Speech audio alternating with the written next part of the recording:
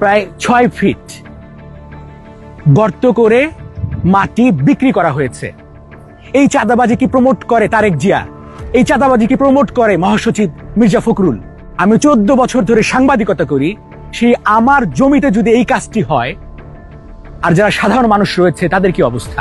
এই জমিটা হচ্ছে আমার মায়ের নামে কেনা জমি। সেই জমিটায় ১৩ ডিসেম্বর মধ্যরাতে সমতল একটা জমি, সেই জমিতে ৫ থেকে ৬ ফুট মাটি কেটে নেওয়া হয়েছে মধ্যরাতে।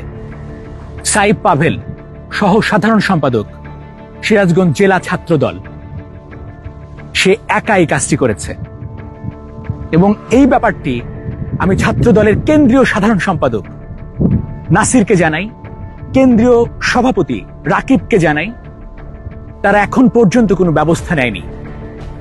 এই ব্যাপারটি, এই চাঁদাবাজি, জমি দখল, হুমকি, সন্ত্রাসী কার্যকলাপটি আমি জানাই সিরাজগঞ্জ জেলা ছাত্রদলের সভাপতিকে, সিরাজগঞ্জ জেলা ছাত্রদলের সাধারণ সম্পাদককে। তারা এখন পর্যন্ত কোনো ব্যবস্থা নেয়নি। তার মানে কি দাঁড়ায়? আমি ১৪ বছর ধরে সাংবাদিকতা করি, সেই আমার জমিতে যদি এই কাজটি হয়, আর যারা সাধারণ মানুষ রয়েছে তাদের কি অবস্থা? আমি শুধু এটুকুই বলছি, এইটার পেছনে আসলে কারা আমি দেখাতে চাই। দেখেন কি পরিমাণ গর্ত করা হয়েছে। আমি ৫ ফিট ৬ ইঞ্চি উচ্চতার একটা মানুষ।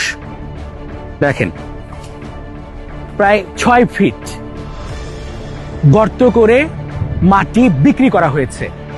এই চাঁদাবাজি কি প্রমোট করে তারেক জিয়া? এই চাঁদাবাজি কি প্রমোট করে মহাসচিব মির্জা ফখরুল? এই চাঁদাবাজি কি প্রমোট করে খালেদা জিয়া? আমি দৃষ্টান্তমূলক শাস্তি চাই, বিচার চাই। এই বিচারটি আমি তাদের কাছ থেকে চাই।